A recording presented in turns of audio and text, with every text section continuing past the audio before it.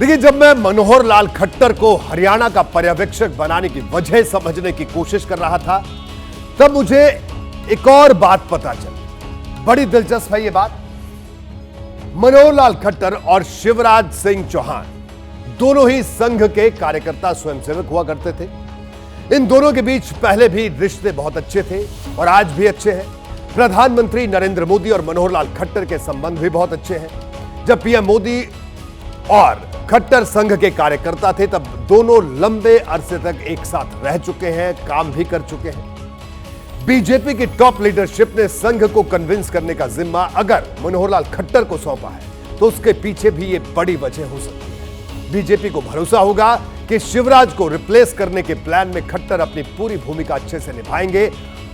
जगह हालांकि यह भी अजब संयोग है कि मनोहर लाल खट्टर आज जिस हरियाणा के मुख्यमंत्री हैं, वहां बीजेपी की जड़ शिवराज ने ही मजबूत की थी। एक इंटरव्यू में शिवराज सिंह चौहान ने खुद ये बात मुझे बताई।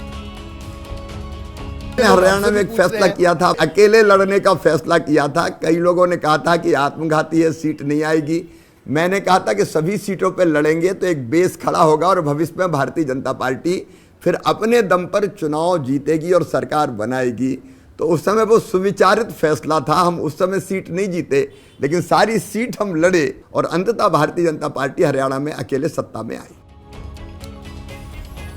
लेकिन वक्त बदल चुका है। अब संगठन के आदेश पर खट्टर शिवराज का रिप्लेसमेंट खोज सकते हैं, लेकिन संघ और बीजेपी के काम करने का शायद यही तरीका है, या वहां संगठन की नजर में सब कार्यकर्ता होते हैं। यहां ओहदा नहीं, जिम्मेदारी बड़ी होती है, यानी पद नहीं, जिम्मेदारी या दायित्व बड़ा होता है। बहरहाल, पर्यवेक्षक बनाए गए मनोहर लाल खट्टर मध्य प्रदेश में अपनी भूमिका किस तरह निभा सकते हैं, यह तो हमने आपको बता दिया। अब रुख करेंगे एक और राज्य का, जहां बीजेपी के लिए चैलेंज थोड़ा बड़ा दिखता है। क्या है यह बड़ा चैलेंज और कौन सा यह राज्य, आप सब जानते हैं। मध्य प्रदेश की तरह राजस्थान और छत्तीसगढ़ में भी सियासी हलचल बढ़ी हुई है। सबकी नजर राजस्थान के लिए नियुक्त पर्यवेक्षकों पर है। संभव है कि अगले 24 घंटों में दोनों राज्यों में सीएम फेस पर सहमति भी बन जाए। चर्चा है कि बीजेपी ने पर्यवेक्षकों की नियुक्ति में नेताओं के चुनाव का एक खास प्लानिंग के तहत किया है, जिसकी चर्चा मैं कई बार अपने इस कार्यक्रम में कर चुका हूं। बीजेपी की रणनीति पर बात करने के लिए पहले जिक्र राजस्थान का भी कर लेते हैं। राजस्थान में सीएम फेस का चुनाव बीजेपी के लिए किसी बड़ी चुनौती से की तरह है। 2 बार राजस्थान की मुख्यमंत्री रह चुकी वसुंधरा राजे पीछे हटने को तैयार नहीं है। 3 दिसंबर को नतीजों के बाद जयपुर में शक्ति प्रदर्शन हो या फिर गुरुवार को दिल्ली में बीजेपी अध्यक्ष जेपी नड्डा से 80 मिनट की मुलाकात, वसुंधरा राजे डटी हुई है।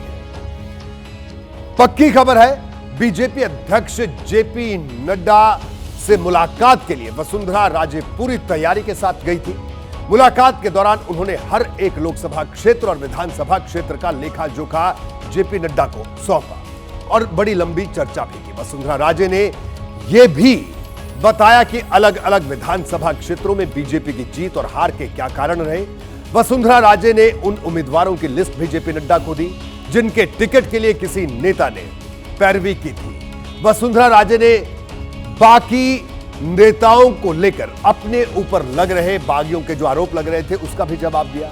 यानी वसुंधरा राजे ने सीएम पद की कुर्सी के लिए अपना आखिरी दांव भी चल दिया। ऐसे में राज्यसभा सांसद सरोज पांडे और राष्ट्रीय महासचिव विनोद तावड़े के साथ रक्षा मंत्री राजनाथ सिंह को पर्यवेक्षक बनाया जाना, कई सवाल यहां पर उठ रहे हैं। सवाल किसी के भी ज़हन में उठ सकते हैं।